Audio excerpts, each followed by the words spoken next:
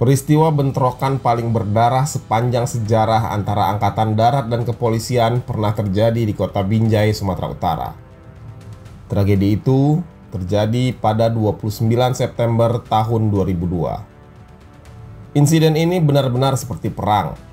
Selama 9 jam, kota Binjai dicekam kengerian yang luar biasa. Pada hari itu, unit Batalion Infanteri Lintas Udara 100 prajurit setia menyerbu markas Polres Langkat dan Korps Brimob Polda Sumut yang sama-sama bermarkas di Binjai.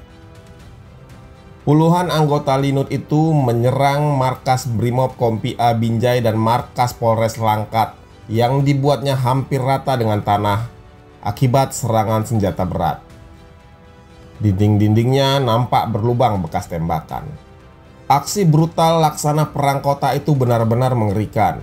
Bahkan sampai membuat Kapolri Dai Bahtiar dan Kepala Staf Angkatan Darat Ria Mizat Riacudu harus turun ke Binjai untuk meredakan ketegangan di kota itu.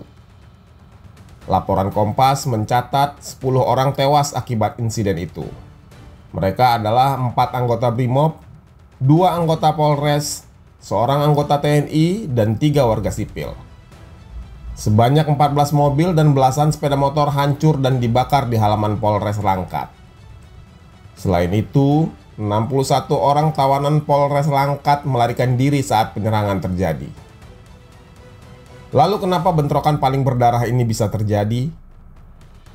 Laporan Cik Rini yang diturunkan majalah Pantau pada Desember 2002 bertajuk Antara Mama, Amru, dan Bekas Kesatuannya menceritakan bahwa hari itu, Sabtu 28 September 2002, ada pesta pernikahan salah seorang anggota Batalion Linut 100 di kawasan Pasar 10, sebuah kawasan di pinggiran Binjai.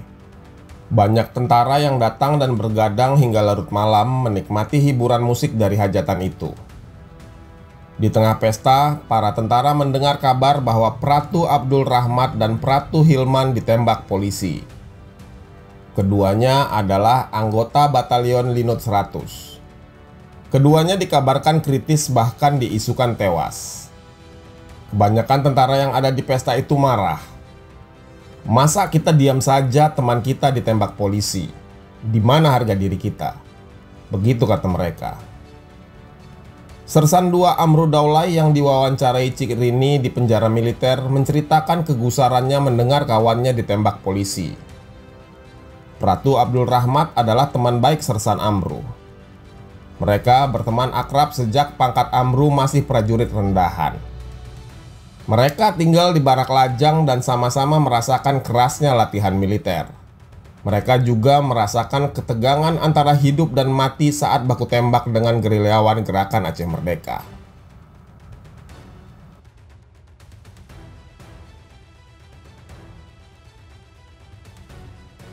12 jam sebelumnya, sekelompok pemuda meneror 3 rumah yang terletak di samping sebuah komplek perumahan mewah. Para pemilik rumah itu bersengketa dengan perusahaan perumahan karena tidak bersedia pindah sebab tak sepakat dengan harga ganti rugi. Para pemuda yang membuat onar itu adalah anggota organisasi kepemudaan AMPI, Underbow Partai Golkar. Mereka melempari rumah dan mengobrak-abriknya hingga rusak berat. Si pemilik rumah kemudian mengadu ke polisi. Polisi bertindak dan menangkap 4 orang pelaku. Mereka adalah Alan, Zul Irham, Imul, dan Marwan Rangkuti. Sabtu sore sekitar pukul 6, satu regu polisi dengan mengendarai mobil Daihatsu TAF dan Toyota Kijang datang menangkap Marwan Rangkuti. Dia ditangkap di sebuah warung minuman di Simpang Rambung. Prajurit 1 Abdul Rahmat kebetulan ada di sana. Marwan sendiri adalah kawan dari Abdul Rahmat.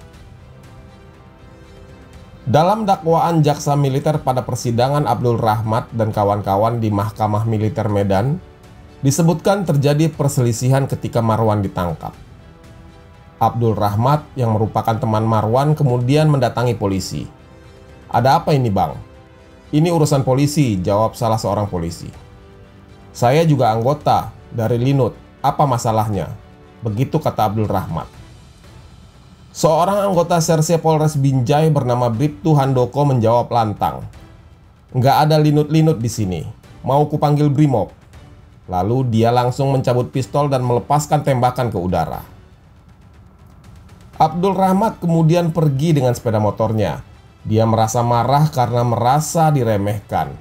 Dia pulang ke batalion mencari sejumlah teman dan mengajak mereka mendatangi polisi yang menangkap Marwan. Jam setengah 9 malam dengan mengendarai 5 sepeda motor, Abdul Rahmat dan 9 anggota Linut mendatangi Polres Binjai. Kantor polisi itu tak begitu ramai karena sudah larut malam. Tapi sejumlah serse dan polisi masih berjaga di sana. Abdul Rahmat dan 4 temannya masuk.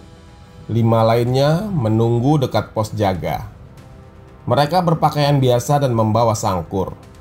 Mereka mencari Handoko, tapi Handoko tak ada. Polisi lain berkeluaran dari ruangan kerja mereka. Seorang anggota Linut kemudian berteriak, "Mana kawan kami? Keluarkan si Marwan." Marwan ada dalam sel. Malam itu dia ditahan karena dalam pemeriksaan polisi juga menemukan 9 butir pil ekstasi dalam saku celananya. Sementara 3 temannya yang lain sudah dilepas beberapa jam sebelumnya. Terjadi adu mulut dan semua berlangsung begitu cepat hingga salah seorang tentara menyambarkan pisaunya ke tangan Inspektur 2 Haris Simbolon yang mencoba menghalangi rombongan itu untuk membebaskan Marwan. Mendengar ribut-ribut itu, Kasat Serse AKP Togu Simanjuntak keluar dan mendatangi sekelompok tentara yang sedang marah-marah itu. Dia lalu membentak, "Dari mana kamu?" tanya Simanjuntak sambil memukul Pratu Abdul Rahmat hingga terjatuh. Rahmat marah dan mencabut pisau yang terselip di pinggangnya. Simanjuntak tak kalah gertak. Dia cepat menyambar pistol. "Nanti kutembak kau," begitu ancam Simanjuntak. Tapi Abdul Rahmat tak kalah takut. Dia justru mengayunkan pisau ke kepala Simanjuntak. Daun telinga kiri Simanjuntak tersabet hingga nyaris putus. Simanjuntak kemudian melepaskan tembakan ke arah kaki dan dada Rahmat. Dia roboh ke tanah. Polisi lain beramai-ramai menendang dan menginjak-injak tubuh Rahmat hingga babak belur. Kedua kakinya patah dan giginya copot. Melihat Abdul Rahmat jatuh, prajurit 1 Hilman berusaha menolong. Tapi salah seorang polisi menembak lutut kirinya dari belakang. Hilman jatuh tapi bisa melarikan diri bersama teman-temannya. Polisi kemudian mengejar mereka sambil menembakkan pistol. Peluru kedua bersarang di paha kanan Hilman. Dia tak sanggup lagi berlari. Hilman roboh dekat markas polisi militer yang berjarak sekitar 100 meter dari Polres Binjai. Sabtu malam itu, 8 tentara lain berhasil menyelamatkan diri entah kemana.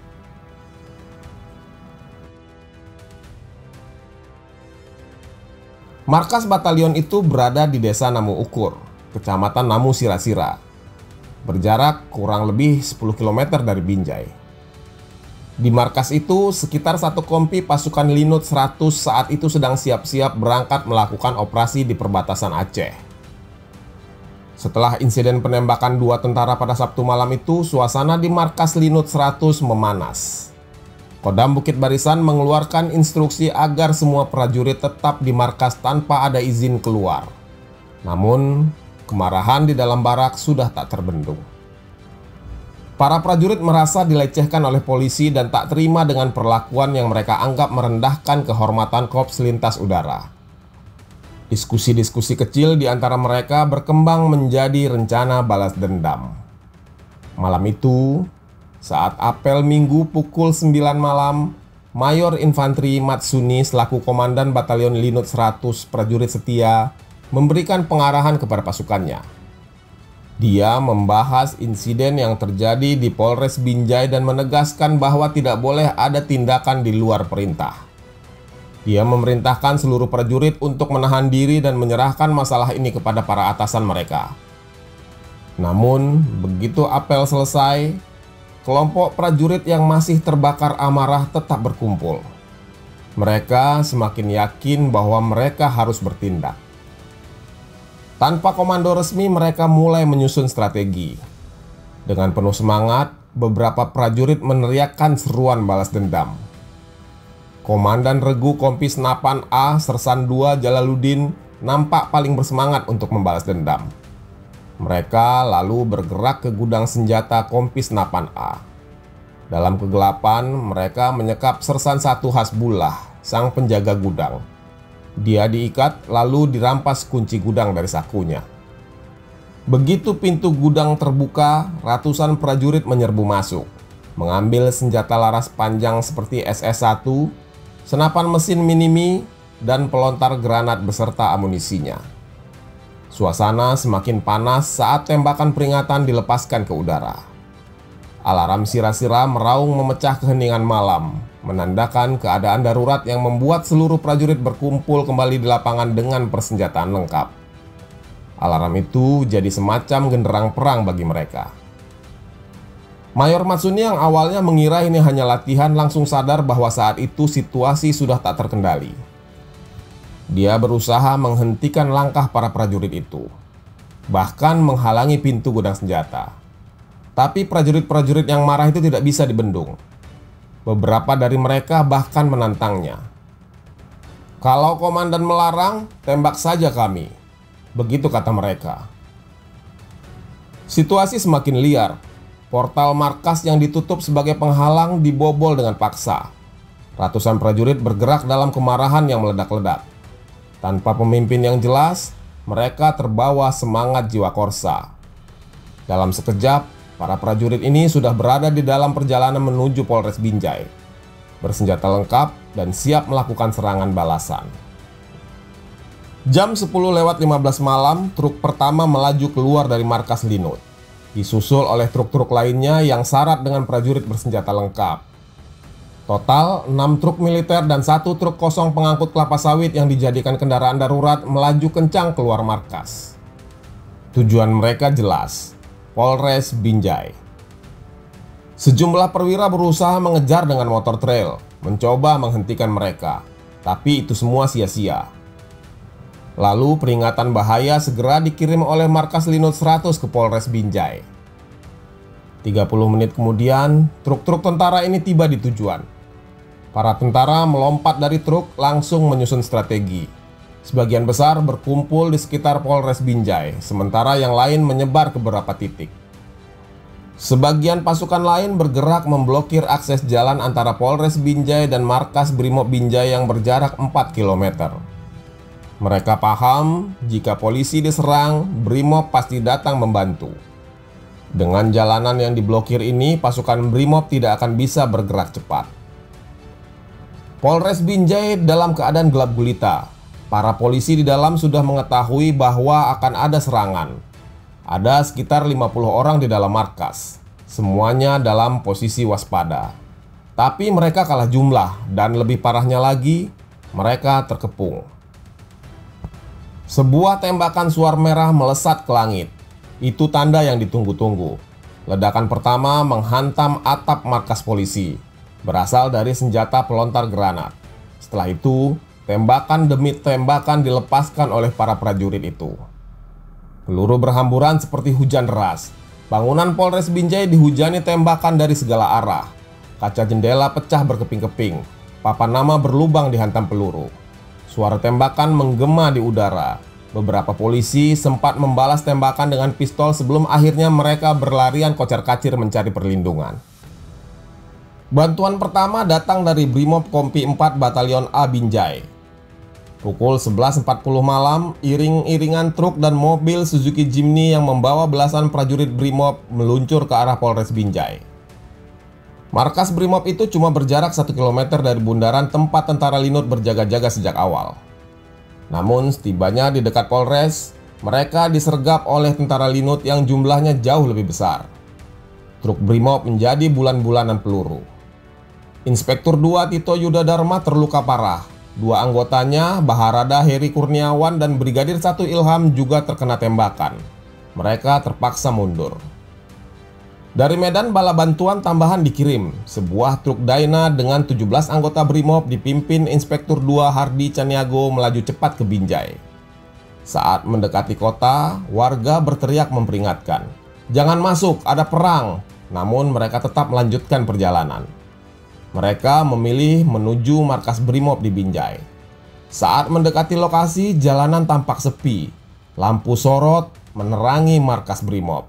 Tanpa mereka sadari, tentara Linut telah bersembunyi di balik tembok pembatas jalan. Tiba-tiba rentetan tembakan menghujani truk mereka. Sang sopir Baharada Marwin Santosa tak merespon ketika diperintahkan berhenti. Komandannya, Inspektur Caniago, segera mengambil alih kemudi, membanting setir ke kiri menghentikan truk di trotoar. Saat mencoba membangunkan Marwin, ternyata dia baru menyadari bahwa sang sopir telah tewas. Peluru menembus kepalanya. Tak jelas berapa banyak korban jatuh malam itu. Ambulan rumah sakit yang diminta untuk mengevakuasi pasukan Brimob yang terluka tak dapat mendekati lokasi pertikaian. Ambulan yang datang dari Medan itu tertahan di simpang jalan masuk markas Arhanud Rudal 11 Binjai, sekitar 500 meter sebelum markas Brimob Binjai. Di sana sejumlah prajurit Arhanud memblokir jalan supaya tak ada orang sipil yang mendekati lokasi. Di situ pula sejumlah wartawan media cetak, online, radio, dan televisi dari Medan bertahan sepanjang malam memantau situasi. Keadaan mencekam. Warga yang rumahnya berdekatan dengan markas Brimob tiarap sepanjang malam di dalam rumah mereka. Sepanjang malam itu tembakan terus terjadi. Kalaupun mereka berhenti hanya sekitar setengah jam. Tentara Linut lalu duduk-duduk di pinggir jalan. Mereka bertahan menguasai kota Binjai hingga Senin pukul 6.30 pagi. Ketika cuaca mulai terang, tentara Linut melakukan pembersihan lokasi pertempuran. Mereka yang tadinya bertahan di jalan mulai masuk ke markas Brimob. Kantor bagian depan keadaannya hancur karena ditembaki dengan senjata otomatis dan senjata berat. Mereka pun membakar kantor berikut kendaraan di dalam halaman, termasuk Suzuki Katana dan truk Dyna yang melintang di tengah jalan. Para tentara Linut ini kemudian mulai menyingkir ketika warga mulai ramai keluar rumah pagi itu. "Balik, orang-orang sudah banyak," teriak seorang tentara. Mereka secara berkelompok menarik diri dengan jalan kaki. Sesekali mereka melepaskan tembakan. Sementara pasukan Brimob yang datang dari Medan jalan kaki sambil menyisiri jalan menuju markas Brimob Binjai. Mulailah mereka menemukan korban-korban. Tubuh Marwin Santosa ditemukan tergeletak di badan jalan, tak jauh dari truk Dyna yang terbakar. Entah siapa yang menurunkannya. Uang dan telepon selularnya hilang. Inspektur 2 Tito Yuda Dharma dan Brigadir Ilham tergeletak tak bernyawa di sebuah jalan kecil di samping markas Brimob. Seorang rekan mereka sempat membawa keduanya yang terluka malam itu ke arah markas. Tapi melihat begitu banyak tentara Linut di depan markas, Tito dan Ilham ditinggal pergi, hingga mereka tewas kehabisan darah. Heri Kurniawan ditemukan di depan Masjid Agung Binjai di sekitaran Tugu. Sementara sekitar 20 anggota Brimob yang kena luka tembak keluar dari tempat persembunyian mereka. Dalam keadaan emosi melihat teman-temannya tewas dan luka, pasukan Brimob menganiaya prajurit kepala Purwanto, anggota Arhanud Rudal 11 yang kebetulan berdiri di jalan ketika Brimob masuk ke Binjai. Purwanto ditembak mati, padahal Purwanto sama sekali tak terlibat dalam penyerangan itu. Senin pagi itu, ketegangan belum berakhir. Di Polres Binjai yang kosong, puluhan warga menjarah barang-barang berharga milik kantor. Pintu penjara bobol dan sebanyak 61 tahanan melarikan diri. Lewat pukul 7, Kepala Polres AKBP HM Mulyi Karnama memerintahkan anak buahnya mencari perlindungan ke pendopo wali kota dekat lapangan Merdeka. Maka bergeraklah 40 polisi ke sana, menyusuri gang-gang sempit belakang rumah penduduk untuk menghindari tentara Linut yang masih bertahan di pusat kota. Mereka dalam keadaan takut. Para polisi itu tak dilatih untuk berperang. Mereka dilatih menghadapi warga sipil. Tapi tak disangka ternyata pasukan Linut masih ada di dekat rumah wali kota. Maka mereka pun ditembaki lagi. Dalam keadaan panik, sebagian besar polisi terjun ke sungai.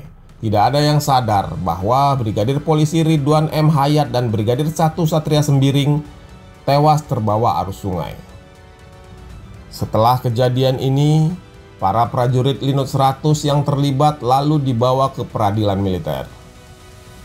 Mahkamah Militer Medan kemudian menjatuhkan vonis kepada 9 tentara berupa hukuman penjara 5 bulan hingga 2,5 tahun. Mereka juga dipecat secara tidak hormat dari dinas kemiliteran. Kepala Staf TNI Angkatan Darat ketika itu, Jenderal Ryamizard Ryacudu, juga memberhentikan secara tidak hormat 20 prajurit berpangkat Bintara dan Tamtama. Lalu sebanyak 6 perwira Linut 100 dicopot dari jabatannya. Linut 100 juga kemudian dibekukan aktivitasnya selama 1 tahun.